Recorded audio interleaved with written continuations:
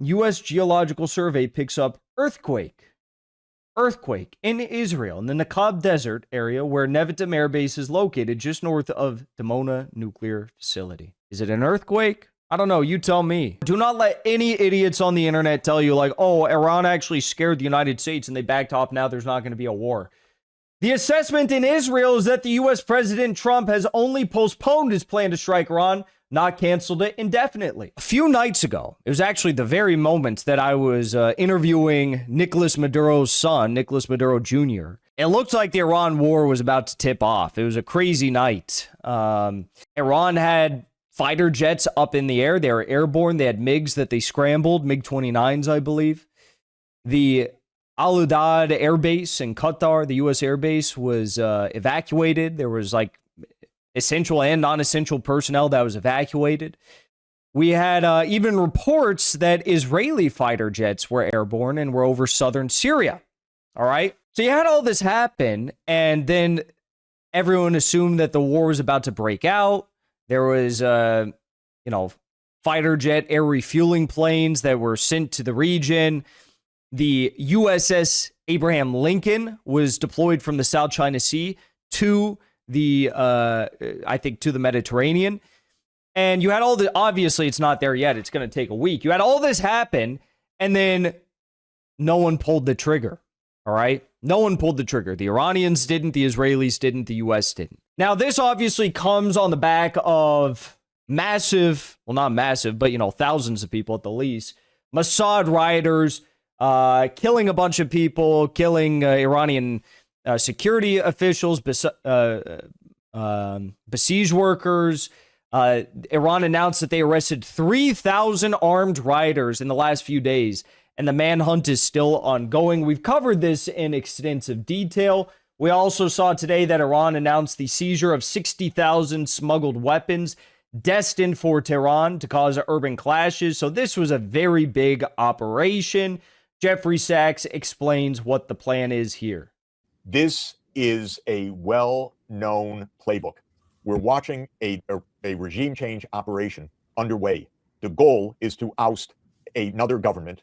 This is absolutely war of a particular kind that the CIA and Mossad have used repeatedly over many decades. So the playbook is well known, and that is create chaos, bring people out onto the streets, provoke casualties, and then use that either to provoke internally a coup, or if that doesn't work, say that you're protecting the people and you intervene directly, which every hour or so Trump threatens to do right now, or declares that he's about to do right now. So this is watching before our eyes how a regime change operation works. I want to emphasize these are profoundly illegal and immoral operations. They claim that the U.S. should control who governs other countries. They result in mass loss of life, violence, destruction of economies, and prolonged instability, and often in war that continues for many, many years. And that war can cost the United States hundreds of billions or even trillions of dollars, as was the case in Iraq and Afghanistan. Look, the United States and Israel have been preparing for regime change in a large-scale war against Iran for decades, quite literally. If you think that they're just going to abandon it now, if you think that they almost went to the edge, they're about to pull the trigger, and then they said, like, wait, actually, no. Decades of planning, decades of subterfuge, decades of attacks, decades of terrorist operations, decades of internal sabotage, decades of preparation of the defenses in Israel, decades of, taking over many, the sovereignty of many an Arab nation and placing U.S. military bases there, decades of, internal proxy buildup. This week, they sent 60,000 guns that were intercepted. I mean, that is a massive amount of weapons. If you think that they're just going to abandon it now, you are so stupid. There's people online saying like, oh, I guess Iran was just too scary. so stupid. I can't believe that people are this stupid, but they are. But they are. If you think that it's like, well, you know, I guess they went to the edge and then that's that. Come on. Lindsey Graham is coming out and he's in a state of depression and shock because, the U.S. didn't pull the trigger on Iran 2 days ago. All the headlines suggesting that our so-called Arab allies have intervened on behalf of Iran to avoid decisive military action by President Trump are beyond disturbing. The Ayatollah's regime has American blood on its hands. They are slaughtering people in the streets. If it is accurate that the Arab response is action is not necessary against Iran, given this current outrageous slaughter of innocent people, then there will be a dramatic rethinking on my part regarding the nature of the alliances now and in the future.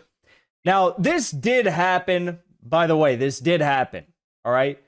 We did, in fact, see Turkey, Saudi Arabia, Qatar, and I think even maybe Pakistan, too. They did come out and tell Trump, like, do not do this. Right. They did come out and say, do not do this. Where's my little thing here? I think I have it in here somewhere. I have that news clipping. But there's a very simple reason why. It's not that they have some... Well, Pakistan, I do think they consider Iran to be a brotherly nation. But it's so simple as to why they would come out and do it, especially Qatar and Saudi Arabia. It's very simple because the U.S. military... Notice how Iraq didn't come out and say that. Iraq has military bases. Iraq still has thousands of U.S. troops, right? The reason why they came out and said this is because Iran does have the capability to very easily hit every single U.S. affiliated or direct U.S. target in the region and to wipe everything out. Not just military assets, as we all know. Strait of Hormuz, global oil shipping, all of the oil fields in these Arab nations, in these, Persian Gulf nations. They have the opportunity. In fact, if you listen to the old speeches of Khamenei, right, when he was much younger, who does he say is the number one threat? Does Khamenei say when he's interviewed as a young leader, does he say that Israel's the number one threat? No, he says America's the number one threat. He says America's the number one enemy. And that is why for decades, Iran has prepared all of their defensive war plans for war with America. Because they know Israel's a small country. They can't last long in war. Every time they get, a few hundred casualties, they pull back and they say, okay, we need to rethink this, right? Every single time. 6-day war, 12-day war, 4 days into the 12-day war, they call up to the United States and say, we need a ceasefire, right? Either ceasefire or you bomb them, right? So this is what everyone knows about Israel is that they don't last, all right? 5 minutes in, out. The United States, they can last. So all of Iran's attack plans in a, defensive war is to target U.S. assets because they know the U.S. is the one who can make a war last for years on end. Of course, in tandem with Israel, of course, but it will be the United States leading it, all right? Otherwise, it's not going to last long. Lindsey Graham came out and he had a very sad video as well. It wasn't just the statement. He is now going for the second time in 3 weeks to go and visit Benjamin Netanyahu in Israel. Take a listen. There are a lot of headlines out there that are, in my view, not accurate. President Trump's resolve is not the question. The question is, when we do an operation like this, should it be bigger or smaller? I'm in the camp of bigger. Time will tell. I'm hopeful and optimistic that the regime days are numbered. Clearly, he looks very distraught. The reason being, of course, not that he believes this is not going to happen. The reason being because he wants this to start as soon as possible.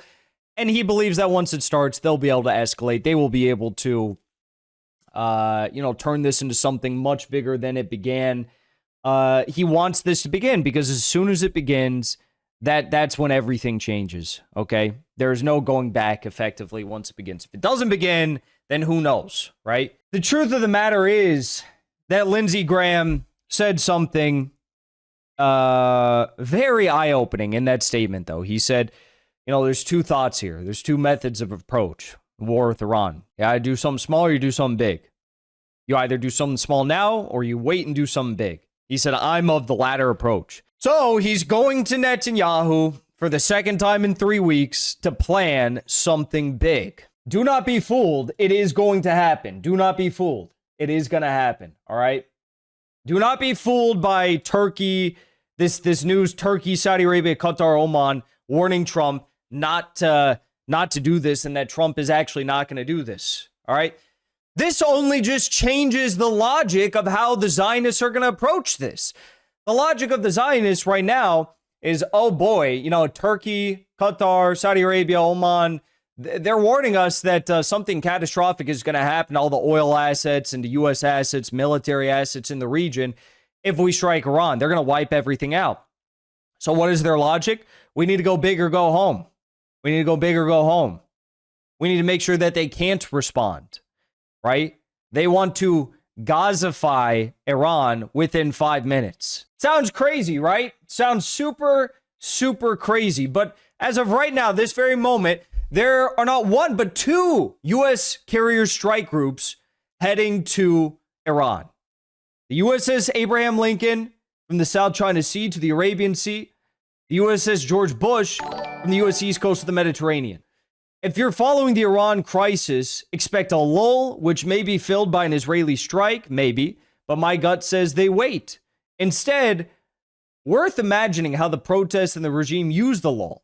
How do both sides ready for more credible military action window late in the week of January 19th to 25th? Can the regime cause sufficient terror to snuff out protests without Trump? Sorry, whoever wrote this is stupid, but it is effectively true that these two U.S. carrier strike groups are headed to the region, one to the Mediterranean, one to the Arabian Sea. But the protests are done. The protests are done. The protests have been done for over 72 hours in Iran. There's nothing happening. Even Israel came out and admitted that today. The important thing here is that the Abraham Lincoln is not going to get there for about 7 more days, maybe 6, 7 more days.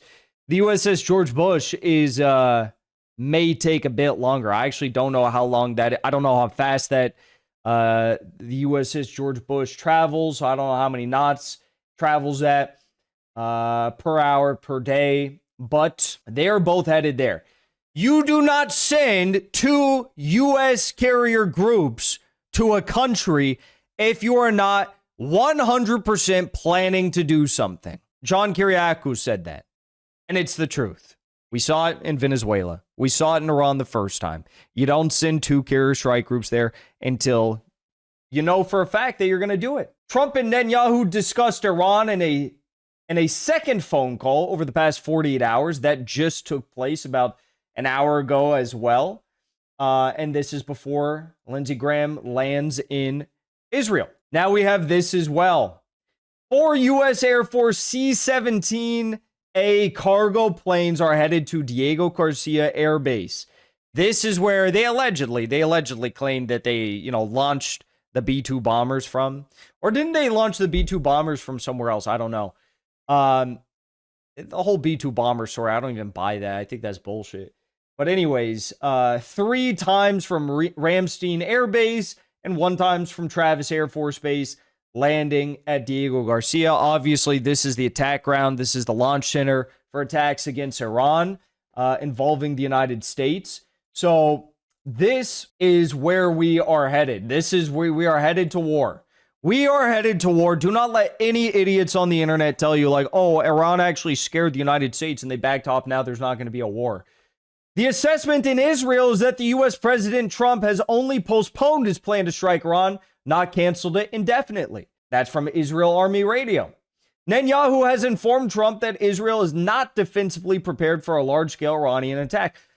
No problem. Send more air defenses, right? That's the logic there. Now, this is where things get even crazier. U.S. Geological Survey picks up earthquake in Israel, in the Negev Desert area where Nevatim Air Base is located just north of Dimona Nuclear Facility. Is it an earthquake? I don't know. You tell me.